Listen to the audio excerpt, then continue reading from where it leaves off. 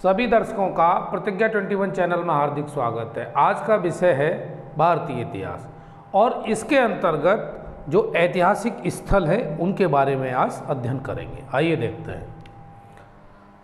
ऐतिहासिक स्थल।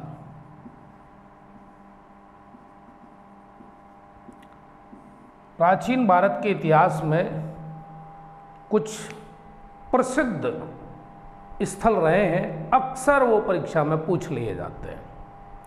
तो आज का जो टॉपिक है वो ऐतिहासिक स्थल का है और आइए उसके बारे में अध्ययन करते हैं। पहला स्थल लेते हैं।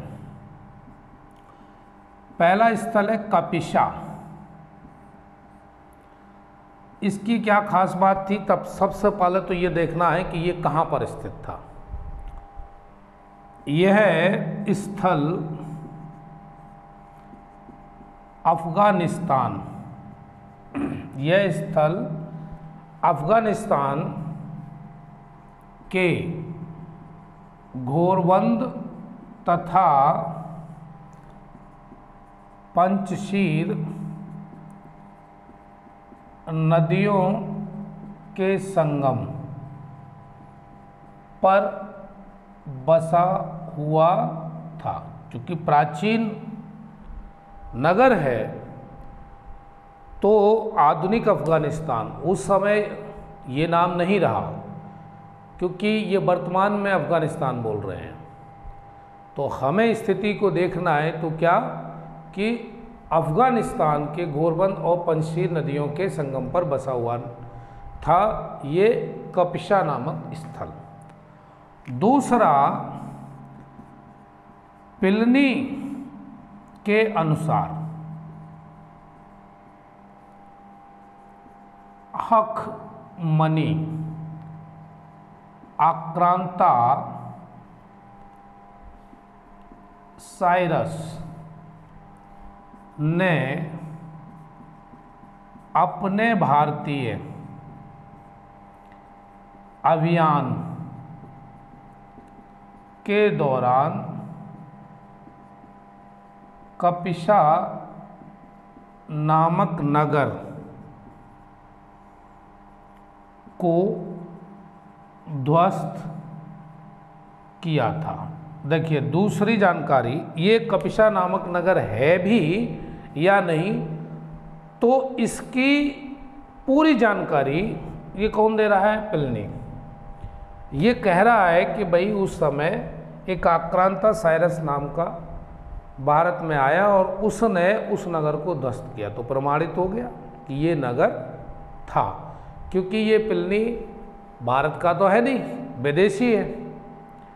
और इसके द्वारा जो वर्णन किया गया है वो पूरी तरह से सत्य है, क्योंकि विदेशी व्यक्ति आकर अगर जो भी कुछ लिख रहा है भारत के बारे में तो बिना दबाव के लिख रहा है, उसका किसी पे दबाव नहीं है या किसी की बड़ाई कर रहा हो, ऐसा भी नहीं है। जो देखा है वो उसने लिखा। दूसरा, ये पहली स्थिति ये थी कहाँ पर था। दूसरा, प्लिनी के अनुसार ये साइरस नाम का जो व्यक्ति था, आक्रांता था, इसने इसको नष्ट किया था। और नेक्स्ट है शक कुषाण। शक वंश था भारत में, कुषाण वंश था। तो शक कुषाण काल में इसका पुनरुद्धार हुआ, यानी कुषाण काल में इसको जो नष्ट हो गया था उसको दोबारा उसको दुरुस्त हालत में बनाया गया। अगली जानकारी, कनिष्क का ग्रीष्मकालीन निवास स्थल। कनिष्क का ग्रीष्मकालीन निवास स्थल था। तो ये 4 पॉइंट हो गए। यह स्थल अफगानिस्तान के घोरबंद तथा पंचशील नदियों के संगम पर बसा हुआ था। प्लिनी प्रमाणित करता ही है कि ये नगर था और इसको नष्ट करने वाला भी कौन है ये भी दिया। दूसरा शक और कुषाण काल में इसका यानी पुनरुद्धार हुआ, इसमें जो ध्वस्तीकरण हुआ उसको पुनर्जीवित किया। और चौथी बात, कनिष्क का ग्रीष्मकालीन निवास स्थल था ये। तो ये 4 बातें किसके संदर्भ में, कपिशा के संदर्भ में याद रह जाएंगी और ये स्थल भी आपको पता चल गया। अब बात करेंगे अगला प्राचीन स्थल, उसको देखते हैं। अगला प्राचीन स्थल है नचना कोठार। और भाई ये तो परीक्षा में अनेक बार पूछा गया है, ये परीक्षा में बहुत बार पूछा गया है, तो इसको भी जरा नज़रअंदाज तो कर ही नहीं सकते, इसको ध्यान रखेंगे। पहला पॉइंट, यह मध्य प्रदेश में स्थित है। मध्य प्रदेश का बुंदेलखंड क्षेत्र है, वहाँ पर ये स्थित है। दूसरी बात, यहाँ गुप्तकालीन मंदिरों के अवशेष मिलते हैं। कहाँ से? नचना कोठार से। और ये स्थल कहाँ पर है? मध्य प्रदेश में। तो गुप्तकालीन मंदिरों के अवशेष मिलते हैं। तीसरा पॉइंट, ये मंदिर मुख्यतः पार्वती एवं महादेव के हैं। इनका सीधा सीधा संबंध किससे है? मंदिरों का, पार्वती और महादेव। फोर्थ पॉइंट, नचना कोठार मंदिर के उत्तर भारतीय मंदिरों की नागर शैली का प्राचीनतम उदाहरण माना जाता है। यहाँ लिख लीजिए को। नचना कोठार मंदिर को उत्तर भारतीय मंदिरों की नागर शैली का प्राचीनतम उदाहरण माना जाता है। जितने मंदिरों की शैली हैं, खासकर 3 भारत में बेहद प्रसिद्ध हैं, और तीनों के बारे में पूर्व की क्लास में मैं ये बता चुका हूँ, चाहे वो नागर शैली हो, द्रविड़ शैली हो और अन्य, इसके बारे में पहले बताया जा चुका है। तो ये था नचना कोठार मंदिर की जो स्थिति, ये प्राचीन भारत का स्थल है। और ख़ास बात क्या है वो मैंने 4 पॉइंट में दिया। कम से कम इतनी जानकारी हर एक स्टूडेंट को होनी ही चाहिए। संबंध किससे है? मुख्य देवता है ना, महादेव और पार्वती देवी देवता, और दूसरा गुप्तकालीन मंदिरों के अवशेष मिलते हैं यहाँ से, और नागर शैली। ये सबसे ज़्यादा महत्वपूर्ण बात है। ये भी पूछा जा सकता है कि ये मंदिर किस शैली में है, और दूसरा कि ये कहाँ पर स्थित है। तो यहाँ तक बात क्लियर हुई। अगला स्थल देखते हैं। इसके बाद वाला जो स्थल है वो है भूमरा। यह मध्य प्रदेश के सतना जिले में स्थित है। अब आप देख रहे हैं 2 स्थल लिए, एक नचना कोठार लिया, दूसरा ये भूमरा लिया, और दोनों ही स्थल कहाँ पर है? मध्य प्रदेश में। ये सतना जिले में स्थित है। नंबर 2, इस मंदिर में केवल गर्भगृह ही बाकी रह गया है। क्योंकि प्राचीन मंदिर है भाई, तो टूट भी गया, और जो बचा है वो स्थिति क्या है, इस मंदिर में केवल गर्भगृह ही बाकी रह गया है। और भी बाकी है, वो क्या, इसको भी देखते हैं। गर्भगृह के स्तंभों पर गंगा एवं यमुना की मूर्तियां बनाई गई हैं। जो स्तंभ है उस पर किसकी मूर्तियां हैं, गंगा और यमुना। चौथा पॉइंट, मंदिर के गर्भगृह में एक मुखी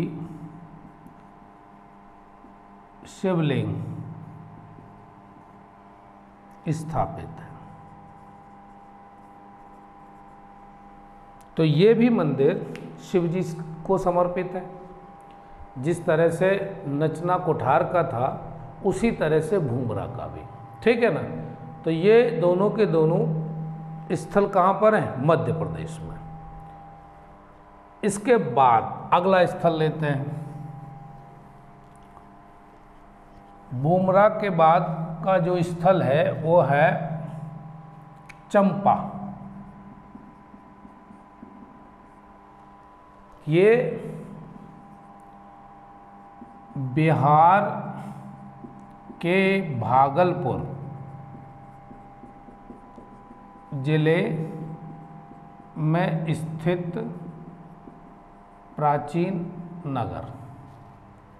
पहली बात तो ये, चंपा कहाँ पर है, बिहार में, और बिहार का भी कौन सा, भागलपुर जिले। नंबर 2, यह है अंग महाजनपद। अंग महाजनपद की राजधानी थी। जो 16 महाजनपद थे उसमें अंग महाजनपद की राजधानी क्या थी, चंपा।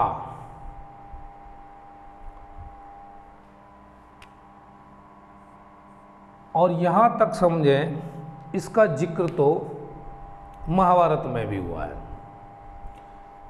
अंग महाजनपद का जिक्र महाभारत में भी हुआ है। नंबर 3, रेशम वस्त्र बुनने का यह महत्वपूर्ण नगर था। अगली खास बात क्या है इस नगर की, क्योंकि यहाँ पर रेशमी वस्त्रों का निर्माण किया जाता था, बनाया जाता था, तो बेहद प्रसिद्ध था। महाभारत की बात मैंने अभी कहा कि इसका जिक्र महाभारत में भी है, वो सिर्फ इस संदर्भ में क्योंकि कर्ण अंग प्रदेश के अधिपति बनाए गए थे, ऐसे समझिए जैसे राज्यपाल। इसलिए मैं बताना चाह रहा हूँ। चौथा,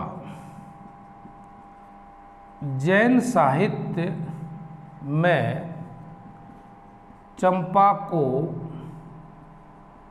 अजातशत्रु की राजधानी बताया है।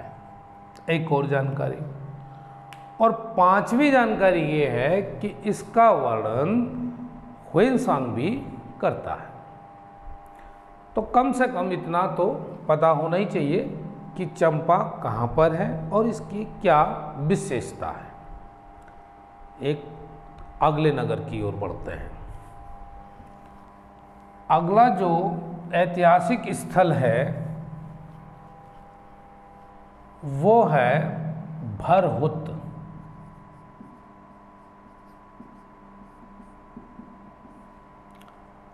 पहला पॉइंट यह है मध्य प्रदेश के सतना जिले में स्थित, लीजिए अभी भूमरा और दूसरा ये कौन है, भरहुत, दोनों एक ही जिले में। दूसरा यह है प्राचीनतम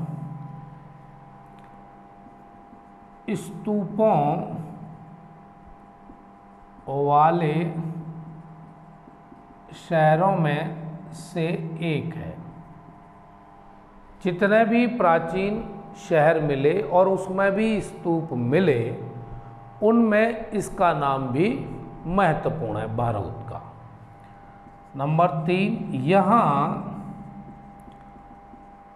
मौर्य सम्राट अशोक ने एक स्तूप का निर्माण करवाया था। सम्राट अशोक ने, चूंकि वो मौर्य वंश से संबंधित है, उसने भी यहाँ पर एक स्तूप का निर्माण कराया। यह ईंटों का बना हुआ था। किसका? ईंटों का बना हुआ था। स्तूप तो था, लेकिन किसका बना हुआ था? ईंटों का। किसने बनवाया? सम्राट अशोक ने। नेक्स्ट पॉइंट पर देखते हैं, भरहुत स्तूप के अवशेष कलकत्ता और प्रयागराज के संग्रहालय में सुरक्षित है।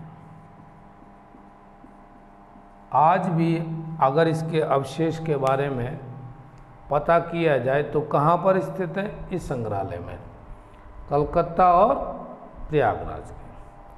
ये नगर भरहुत भी कहाँ पर है? मध्य प्रदेश में। अब तक मैंने जो भी बताए उनमें सर्वाधिक कहाँ पर है ऐतिहासिक स्थल? मध्य प्रदेश में। तो काफ़ी प्रसिद्ध प्राचीन ऐतिहासिक स्थल को देखा जाए तो मध्य प्रदेश में देखने को मिल रहे हैं।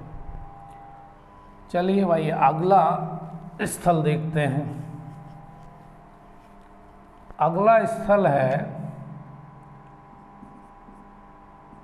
श्रवणबेलगोला। यह भी परीक्षा में बहुत बार पूछा जाता है, पूछा गया है और भविष्य में भी संभावना बनी है। यह कर्नाटक राज्य में मैसूर के समीप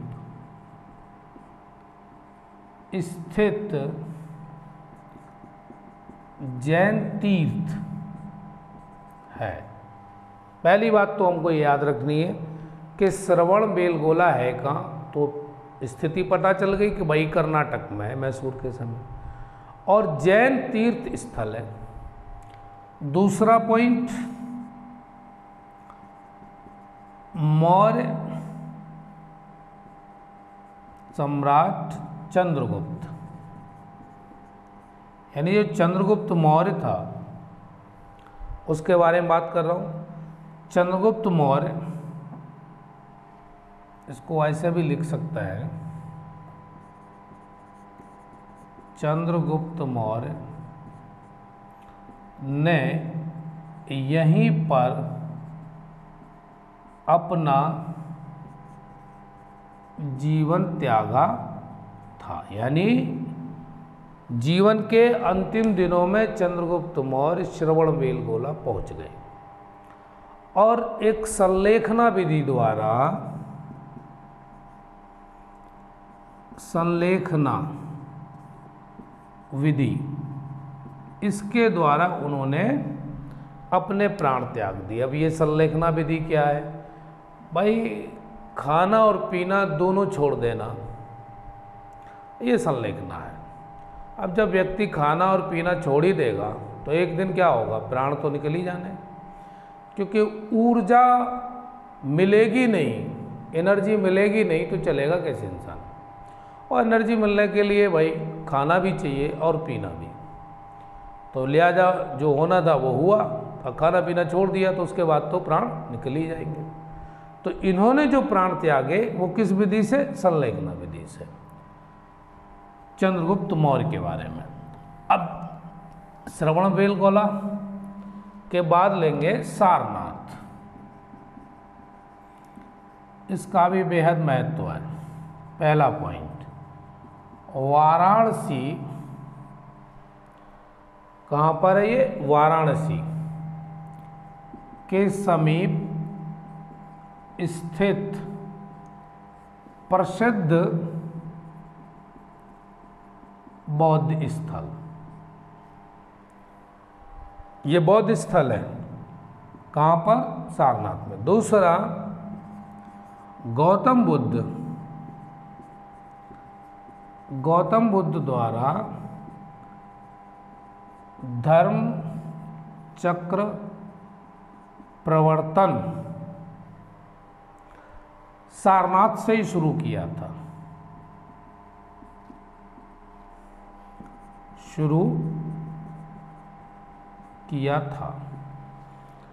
गौतम बुद्ध ने धर्म चक्र प्रवर्तन सारनाथ से ही शुरू किया था। तो ये सारनाथ बेहद प्रसिद्ध है। दूसरा और जो तीसरा पॉइंट लिया जाए तो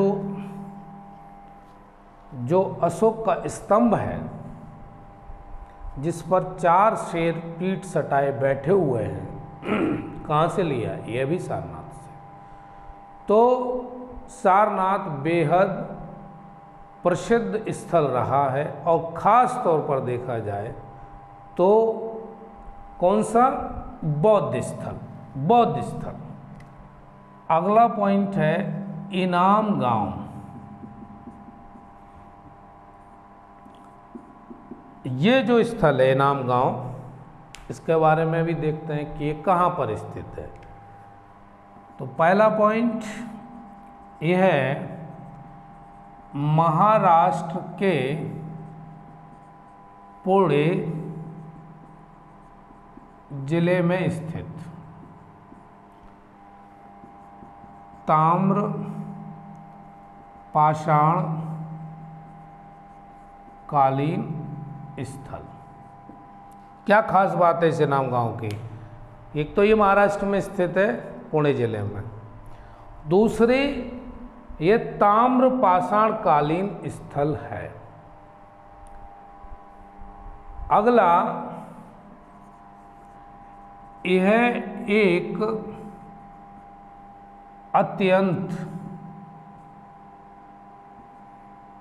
अत्यंत बड़ी बस्ती, कैसी, एक तो बस्ती होती है नॉर्मल, लेकिन ये बहुत बड़ी बस्ती एवं गोल गड्ढे के घरों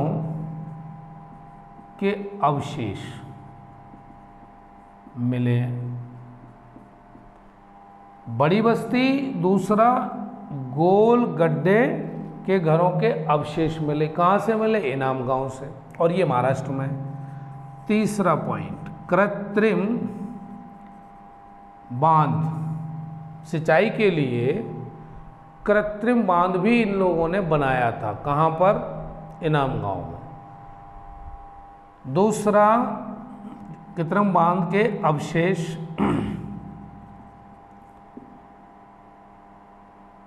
जुताई के अवशेष, यानी खेतों में जुताई के भी साक्ष्य मिले हैं। तो इसी बात से हमको ये जानकारी हो गई कि वही वो लोग खेती करने में बेहद निपुण थे, क्योंकि खेत जुता हुआ मिला, इसका मतलब साक्ष्य वहाँ है, उनको हल की जानकारी थी। मात्र देवी मातृ देवी की प्रतिमा, ये भी मिला साक्ष्य, जो कि हड़प्पा काल में मिला था और सेम वही स्थिति है, मातृ देवी की प्रतिमा। तो प्राचीन स्थल तो है ही, उनके बीच में कुछ समानता होगी। हर एक नगर की अपनी एक विशेषता है और उसको तो याद रखना है। तो ये नाम गांव आपने समझा कि कहाँ पर स्थित है और इसकी क्या विशेषता है। आज हमने जितने भी ऐतिहासिक स्थल लिए हैं इनको आज तैयार करिए और फिर अगली क्लास में बाकी अन्य और ऐतिहासिक स्थल की चर्चा की जाएगी। ठीक है भाई, आज की क्लास यहीं छोड़ते हैं, मिलते हैं फिर किसी नए टॉपिक के साथ। तब तक यूं जुड़े रहिए। वीडियो देखने के लिए धन्यवाद।